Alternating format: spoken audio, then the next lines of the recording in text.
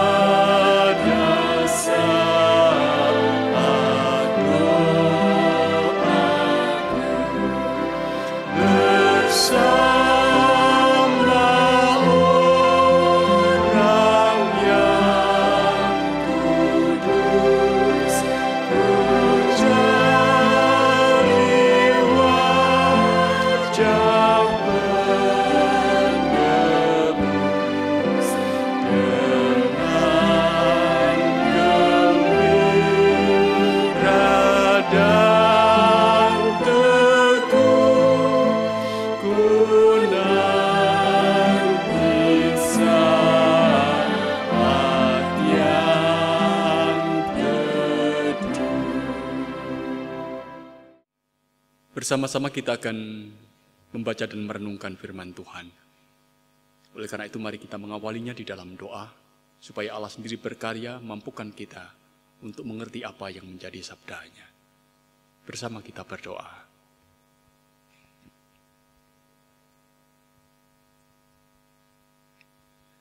Bapa yang di sorga,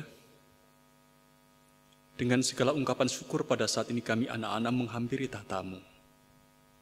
Kami boleh merasakan bahwa tangan kasih-Mu nyata atas kehidupan kami, memungkinkan kami untuk boleh melakukan apa yang menjadi tugas kami sepanjang hari ini.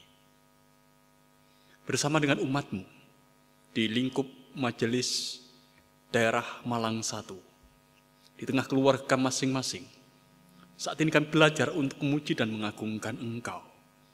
Karena kami menghayati bahwa Engkaulah yang telah memimpin kami, yang memungkinkan kami dan mampukan kami untuk boleh mengalami kehidupan yang baik yang Engkau sediakan bagi kami. Apa yang kami ungkapkan melalui pujian kami, biarkanlah semuanya berkenan di hadapan Tuhan. Demikian pula segala ungkapan doa kami, biarkanlah semuanya juga berkenan di hadapan Tuhan. Kami anak-anak-Mu mengungkapkan ini karena kami percaya Engkaulah yang telah memimpin kehidupan kami, pribadi lepas pribadi, lingkupan kami sebagai satu keluarga, dan kehidupan kami sebagai jemaat Tuhan. Malam ini, bersama-sama dengan umat-Mu, kami akan sejenak belajar untuk membaca dan merenungkan apa yang menjadi firman-Mu. Kami mengamini ya Allah, bahwa apa yang kami baca dan kami renungkan ini adalah pesan Tuhan atas kami.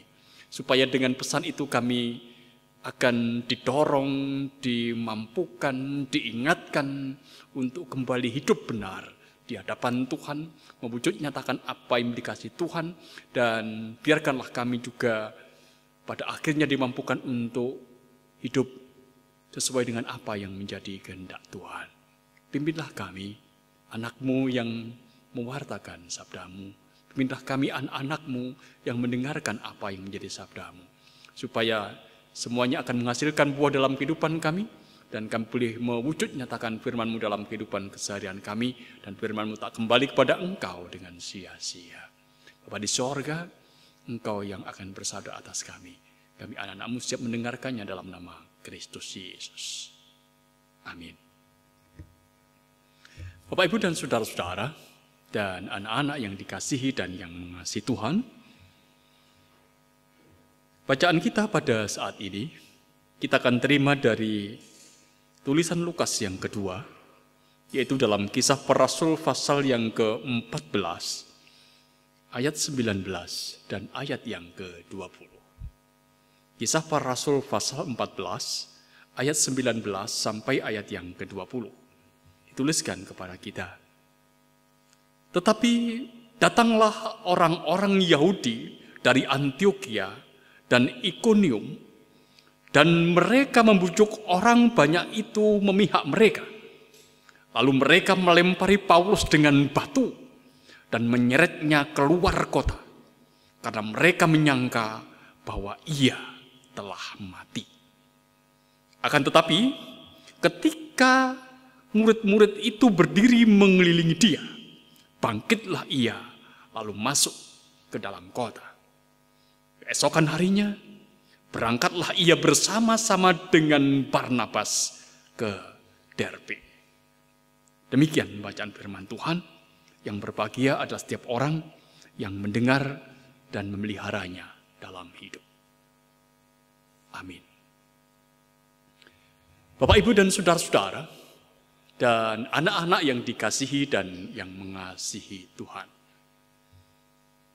Seorang pemikir pernah bertutur, tantangan dan masalah adalah tanda bahwa kita masih hidup.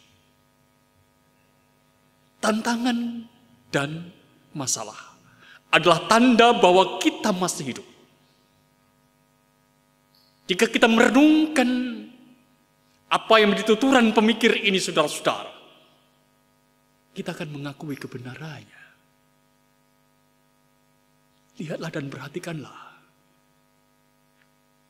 di mana kita hidup atau di mana manusia itu berada. Selalu ada masalah, selalu ada tantangan. Tidak ada tempat di muka bumi ini yang didiami oleh manusia yang tidak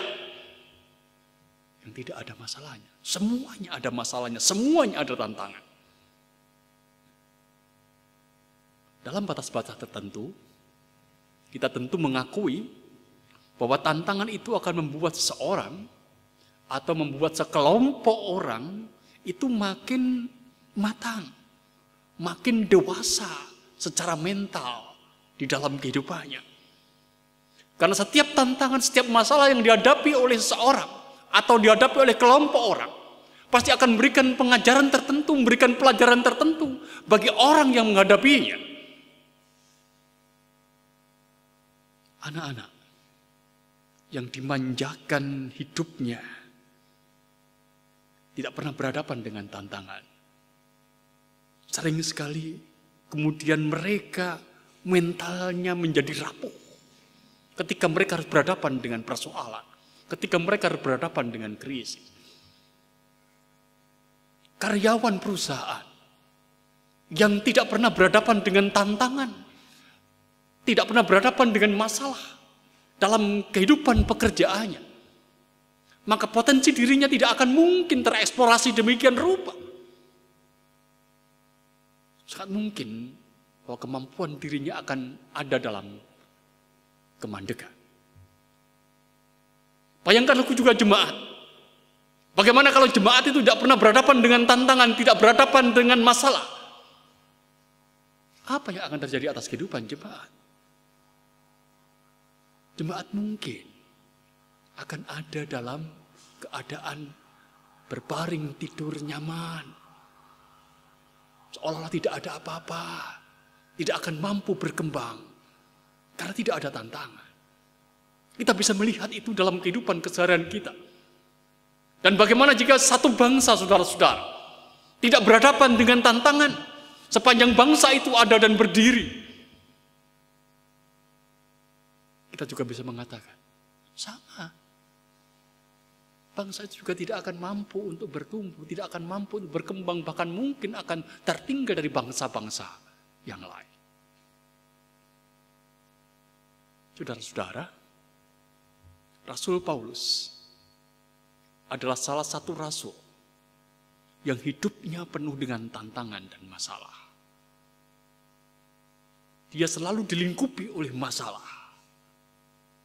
Namun demikian kita mengetahui bahwa dia adalah seorang pribadi yang tidak pernah mau menyerah, tidak pernah mau kalah dengan masalah dan tantangan yang dihadapi. Mari perhatikan bacaan kita pada saat ini. Di dalam ayat yang ke-19, Kisah Para Rasul pasal 14 dikatakan kepada kita begini. Tetapi datanglah orang-orang Yahudi dari Antiokhia dan Ikonium, dan mereka membujuk orang banyak itu memihak mereka. Lalu mereka melempari Paulus dengan batu dan menyeret keluar kota, karena mereka menyangka bahwa ia telah mati. Saudara-saudara yang dikasihi dan yang mengasihi Tuhan, ini adalah bagian dari kisah perjalanan pelayanan kehidupan Rasul Paulus. Pada saat itu dia sedang melayani di Listra.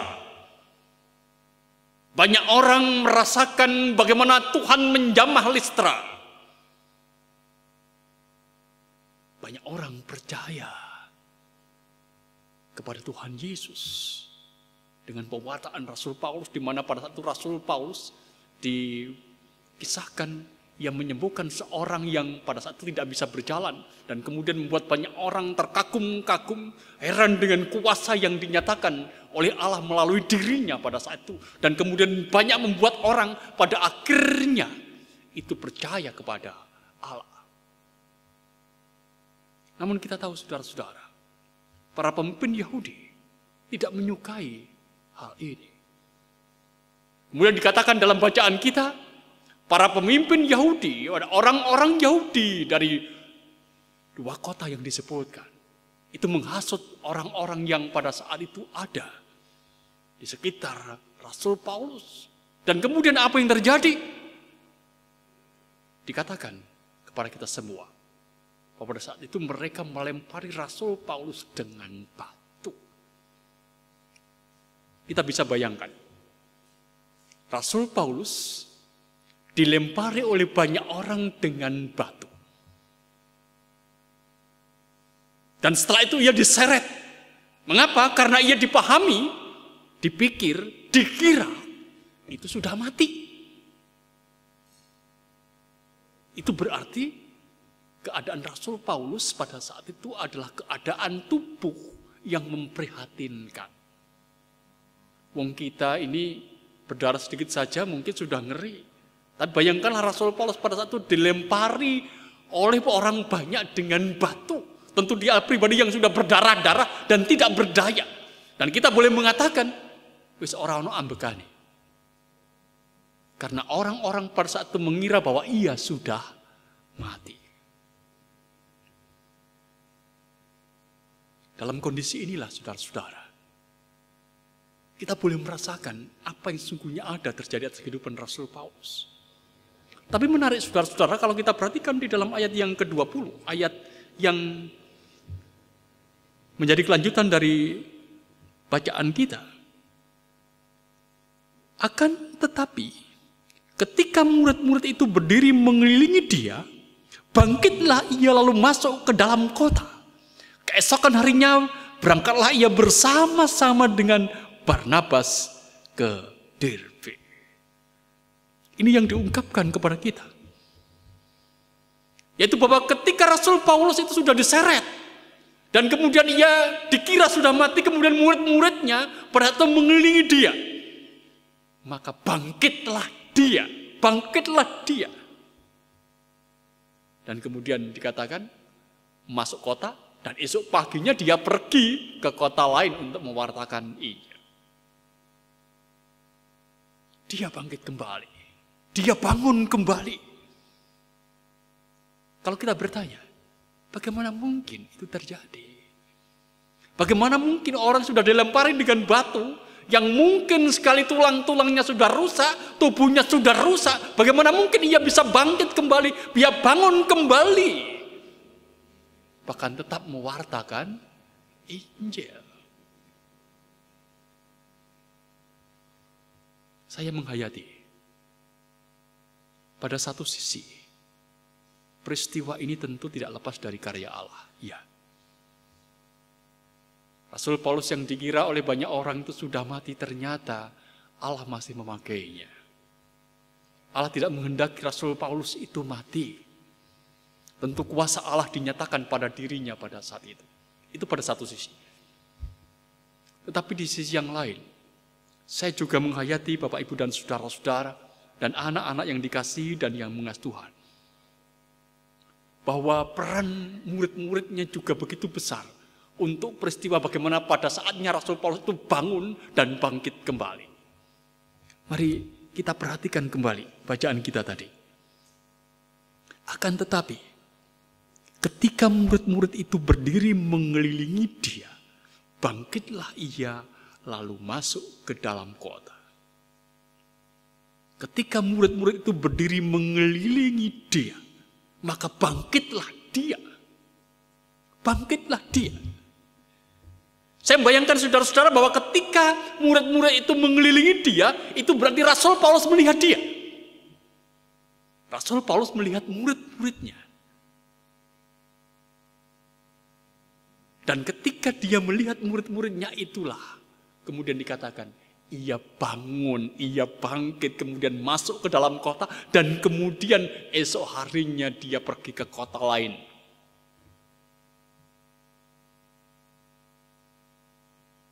Jadi sederhananya begini Bapak Ibu dan saudara-saudara. Paulus itu bangkit karena ia melihat murid-muridnya. Paulus itu bangkit, bangun kembali dari ketidakberdayaannya. Karena ia tahu murid-muridnya masih membutuhkan dirinya.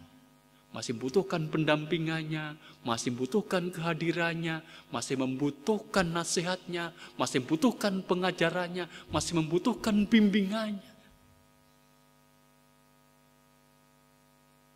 Jadi melihat mereka itulah Paulus mendapat kekuatan kembali untuk bangkit. Melihat murid-muridnya yang membutuhkan dirinya, itulah Rasul Paulus mendapatkan kekuatan baru untuk bangun, untuk bangkit. Yang pada akhirnya dikatakan kepada kita, ia bangkit kembali. Memasuki dirinya dalam kota dan kemudian esok harinya melanjutkan pelayanannya di kota yang lain. Bapak, Ibu, dan saudara-saudara, dan anak-anak yang dikasihi dan yang mengasihi Tuhan, mungkin di antara kita pada saat ini ada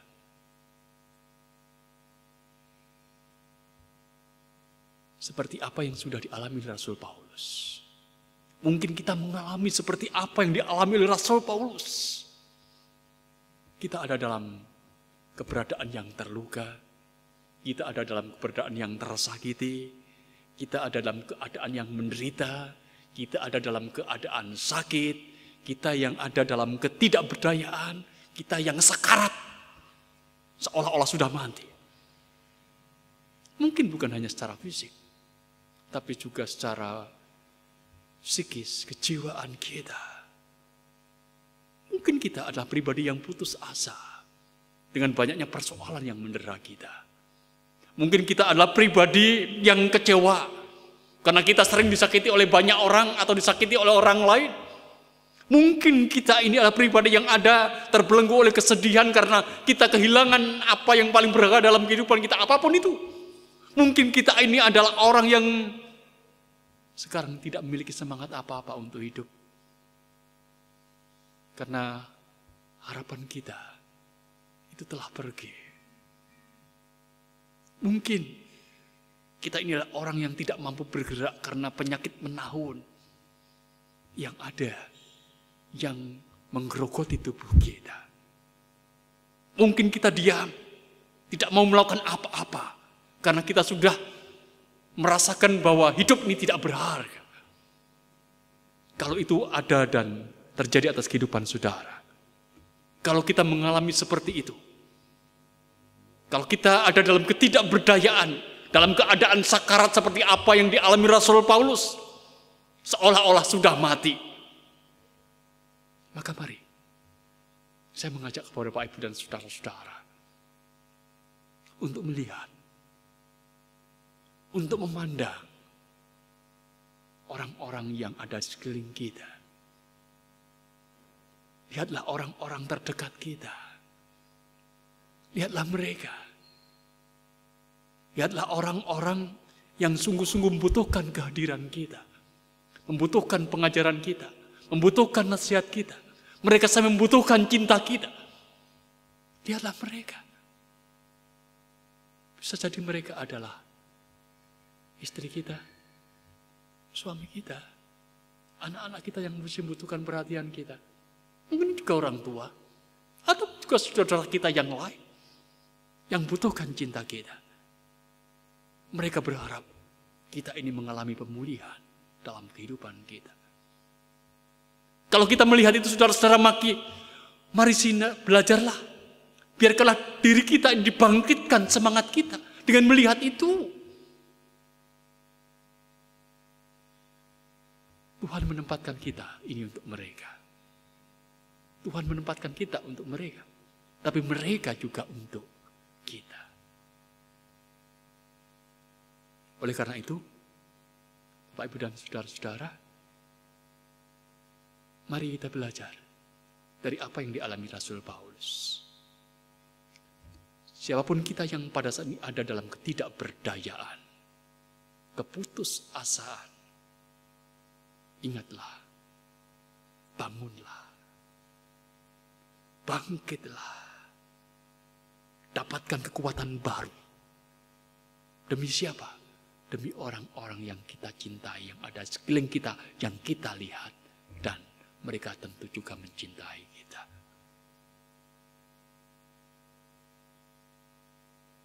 Amin. Mari kita mengambil saat teduh.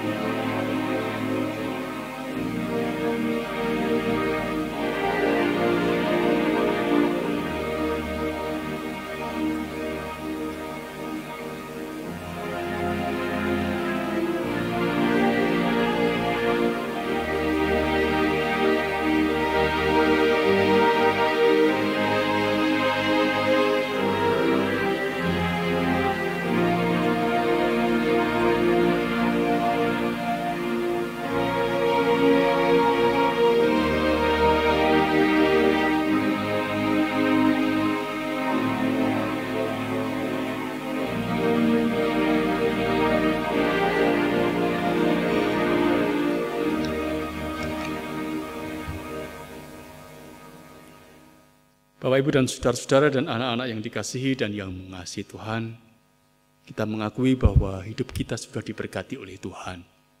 Oleh karena itu, mari bersama-sama kita mengungkapkan syukur kita kepada Tuhan. Kita akan kumpulkan persembahan kita. Kita iringi dengan satu pujian dari Kidung Jemaat nomor 332 bait 1 dan bait yang kedua.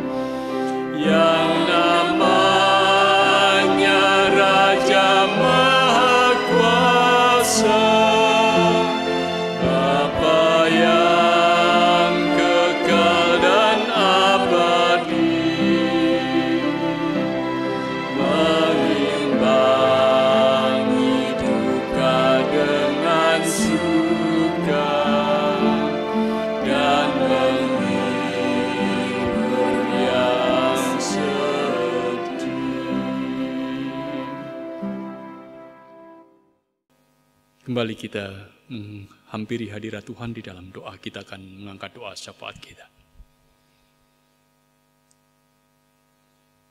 Bapa yang di surga, kami mengucapkan syukur untuk penyertaan Tuhan sepanjang kami bangun ibadah kami. Kami boleh merasakan bagaimana Engkau telah memimpin kami. Kami boleh merasakan bahwa Engkau yang telah mampukan kami untuk boleh menghayati akan perjumpaan kami dengan Engkau dan dengan saudara-saudara kami yang lain sebagai satu keluarga dalam Kristus Yesus. Biarkanlah melalui peribadatan ini kami juga akan semakin disatukan dalam ikatan yang kuat sebagai satu keluarga yang memungkinkan kami pada akhirnya untuk tetap hidup dalam cinta dan pengampunan. Terima kasih ya Tuhan, kalau pada saat ini Engkau telah mewartakan sabda-Mu atas kami, mengingatkan kepada kami masing-masing sebagaimana kehidupan Rasul Paulus yang tidak pernah lepas dari tantangan dan masalah. Kalau dalam kehidupan kami pun juga mengalami hal yang sama, maka biarkanlah kami juga belajar dari kehidupan Rasul Paulus. Mungkin kami ada dalam ketidakberdayaan, mungkin kami ada dalam keputusasaan, mungkin kami ada dalam keadaan sekarat. Engkau yang mengingatkan pada kami, kuasa-Mu sendiri yang akan berkarya dalam Kristus, tapi Engkau juga mengingatkan kepada kami masing-masing supaya kami boleh melihat orang-orang yang ada di sekeliling kami, yang mencintai kami, yang masih butuhkan kehadiran kami. Sehingga itu juga akan memberikan semangat bagi diri kami untuk bangkit, untuk bangun, dan melakukan kembali tugas hidup yang Tuhan sediakan bagi kami. Terima kasih Tuhan untuk firman-Mu. Berikan kepada kami kekuatan untuk melakukannya dalam kehidupan kami, sehingga firman-Mu tak kembali kepada Engkau dengan sia-sia, tapi kembali kepada Engkau dengan buah kehidupan yang ada dalam hidup kami. Dengan segala ungkapan syukur pada saat ini kami juga menyerahkan persembahan kami. Apa yang kami berikan kepada Engkau ya Tuhan melalui persembahan ini adalah ungkapan pengakuan kami bahwa kami hidup bergantung kepada Engkau dalam Kristus Yesus. Engkau yang akan berkati kami pribadi lepas pribadi. Berikan kepada kami kecukupan berkat-Mu melalui setiap pekerjaan yang kami lakukan. Dan Engkau yang akan mendorong kami anak-anak-Mu untuk bekerja lebih giat, lebih semangat, lebih baik. Dan kami percaya melalui setiap pekerjaan itu Engkau akan curahkan berkat-Mu atas kami. Dan apa yang memberikan melalui persembahan kami pada saat ini kepada Engkau ya Tuhan, biarlah itu akan berguna untuk kemuliaan nama kehidupan pelayan yang ada di jemaat Tuhan. Bapa di sorga, perkenankan kami berdoa secara keseluruhan untuk seluruh warga jemaat-Mu, warga Gereja Kristen Jawetan di lingkup Majelis Daerah Malang 1, Engkau yang akan senantiasa memimpin, Engkau yang akan berikan kekuatan, Engkau yang akan berikan kemampuan, dan Engkau akan berikan hikmat di dalam kehidupannya, supaya kami tetap boleh menjadi terang yang menyinari sekeliling kami, dan kami boleh tetap mewartakan kabar kesukacitaan melalui apa yang kami katakan dan apa yang kami lakukan. Kalau dalam hidup kami berhadapan dengan pergumulan, terkait dengan sakit dan penyakit, terkait dengan kehidupan keluarga, terkait dengan hubungan relasional satu dengan yang lain, kami percayakan setiap pergumulan itu di dalam Tuhan, supaya Tuhan memimpin. Tuhan yang akan turut terlibat, memberikan kekuatan kepada kami untuk menyelesaikan setiap pergumulan itu, sehingga pada akhirnya melalui pergumulan itu kami boleh mengalami bagaimana Tuhan boleh menyatakan kebaikan yang nyata dalam setiap langkah kami. Bapa di sorga, perkenankan pada saat ini kami juga berdoa untuk kehidupan keluarga-keluarga Kristiani. Mampukan setiap keluarga untuk hidup dalam satu kesatuan yang erat di dalam Kristus, supaya ikatan keluarga ini yang akan juga memperkokoh kehidupan gereja Tuhan. Mampukan gereja Tuhan untuk menjadi berkat. Kalau ada pergumulan terkait dengan setiap keluarga yang di dalamnya Engkau hadir di tengah hidup, Tuhan sendiri juga yang akan memampukan setiap keluarga itu boleh keluar dari pergumulannya. Bapa di sorga, perkenankan pula pada saat ini kami berdoa untuk kehidupan bangsa dan negara kami yang sesungguhnya ada dalam pergumulan besar seperti juga yang dialami di dunia ini. Engkau yang akan memimpin bangsa negara kami. Berkatilah para pemimpin negeri kami, berkatilah pemimpin bangsa ini. Mampukan satu dengan yang lainnya untuk boleh memberikan kontribusi positif atas kehidupan negeri ini, sehingga negeri ini tetap boleh akan merasakan perawatan dan pemeliharaan Tuhan, dan tetap boleh mengalami damai dan sejahtera Tuhan. Bapa di sorga, doa pula untuk pandemi COVID-19 yang melanda dunia ini. Kami percaya Engkau juga yang akan terlibat di dalamnya untuk turut menyelesaikannya.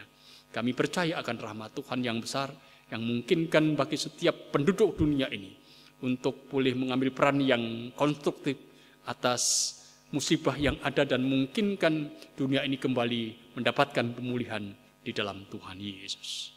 Bapa, kami menghayati akan kehidupan kami adalah pemberian Tuhan. Oleh karena itu biarkanlah kami melangkah untuk selanjutnya, menapaki kehidupan yang Tuhan sediakan bagi kami dengan penuh percaya bahwa Engkau adalah Sang Kristus yang akan memungkinkan kami untuk menjalani kehidupan ini dengan baik dan benar. Bapa, kami mengungkapkan doa kami di dalam nama Tuhan kami Yesus Kristus yang menjadi selamat kami yang hidup.